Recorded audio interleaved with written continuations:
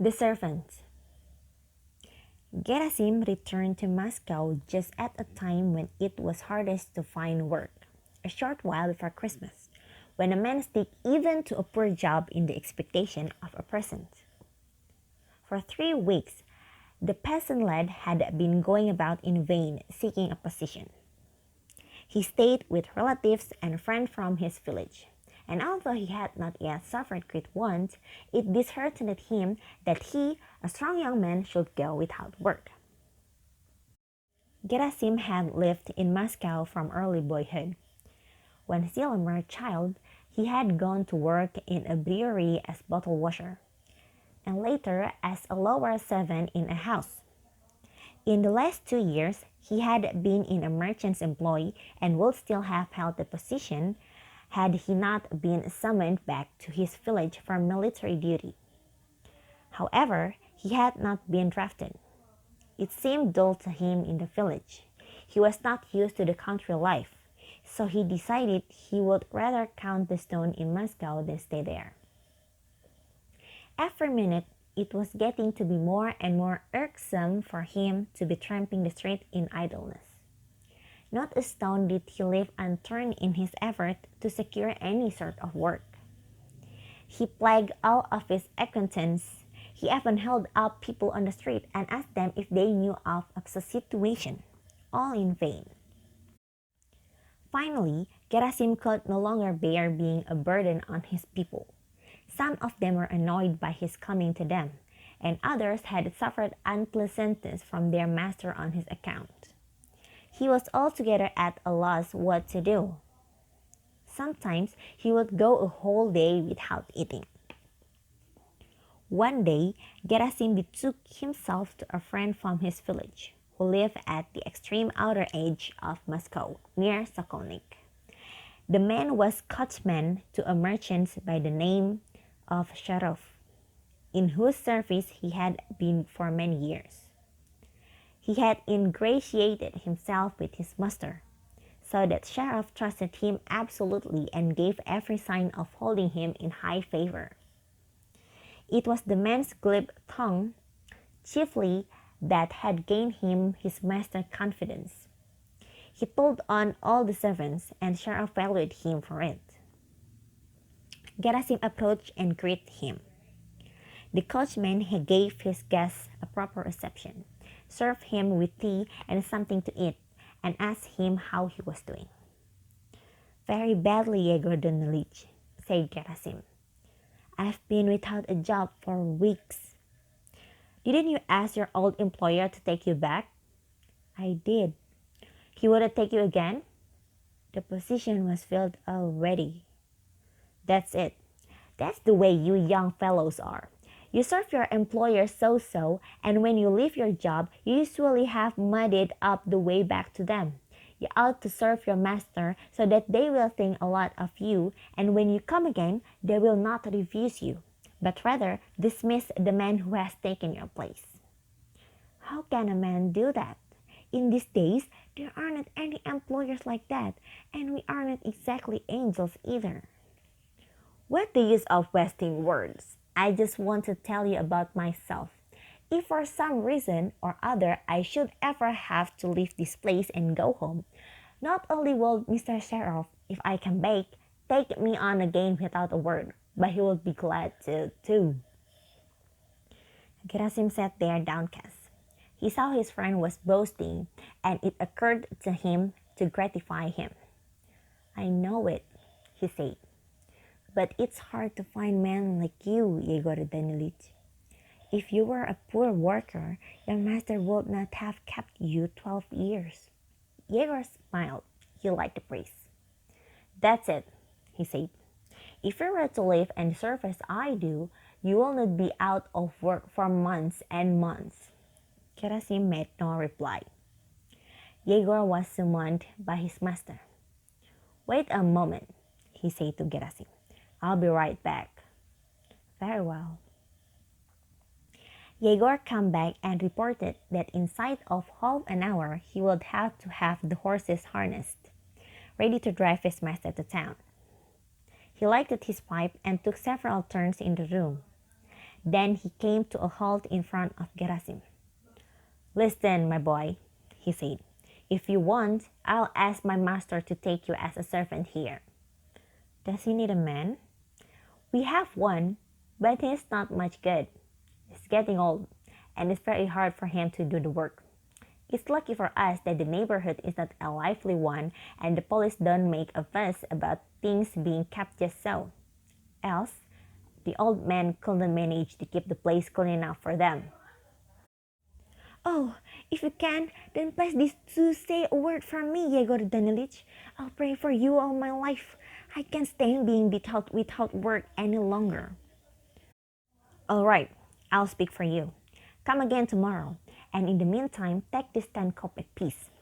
It may come in handy." "Thanks, Yegor Danilich. Then you will try for me? Please do me the favor." "All right, I'll try for you." Gerasim left, and Yegor harnessed up his horses. Then he put on his coachman's habit and drove up to the front door. Mr. Sheriff stepped out of the house, seated himself in the sleigh, and the horses galloped off. He attended to his business in town and returned home. Yegor, observing that his master was in a good humor, said to him, "Yegor Fyodorovich, I have a favor to ask you." "What is it?" "There's a young man from my village here, a good boy. He's without a job." "Well, will you take him?" "What do I want him for?" "Use him as a man of all work around the place." "How about Polycarpet?" "What good is he? It's about time you dismissed him." "That will not be fair. He had been with me for so many years. I can't let him go just so, without any cause." "Supposing he has worked for you for years?" "He didn't work for nothing. He got paid for it. He certainly saved up a few dollars for his old age." "Saved up? How could he? From what? He's not alone in this world. He has a wife to support, and he has to eat and drink also. His wife earns money too, at day's work as charwoman. A lot she could have made. Enough for a kvass." "Why should you care about Polycarpet and his wife? To tell you the truth, he is a very poor servant. Why should you throw your money away on him? He never shovels the snow away on time, or does anything right. And when it comes his turn to be night watchman, he sleeps away at least 10 times a night. It's too cold for him. You'll see. Someday, because of him, you will have trouble with the police. The quarterly inspector will descend on us, and it won't be so agreeable for you to be responsible for Polycarpich. Still, it's pretty rough. He's been with me for 15 years, and to treat him that way in his old age, it would be a sin." "A sin? Why? What harm would you be doing him? He won't starve. He'll go to the almshouse. It will be better for him, too, to be quiet in his old age." Seraph reflected. "All right," he said finally. "Bring your friend here. I'll see what I can do." "Do take him, sir. I'm so sorry for him. He's a good boy, and he's been without work for such a long time. I know he'll do his work well and serve you faithfully. On account of having to report for military duty, he lost his last position. If it hadn't been for that, his master would never have let him go." The next evening, Gerasim came again and asked, "Well, could you do anything for me?" "Something, I believe. First, let's have some tea. Then we'll go see my master." Even tea had no allurements for Gerasim. He was eager for decision, but under the compulsion of politeness to his host, he gulped down 2 glasses of tea, and then they betook themselves to Sharov. Sharov asked Gerasim where he had lived before and what work he could do. Then he told him he was prepared to engage him as man of all work, and he should come back the next day ready to take the place. Gerasim was fairly stunned by the great stroke of fortune. So overwhelming was his joy that his legs would scarcely carry him. He went to the coachman's room, and Jaeger said to him, "Well, my lad, see to it that you do your work right, so that I shan't have to be ashamed of you. You know what master are like.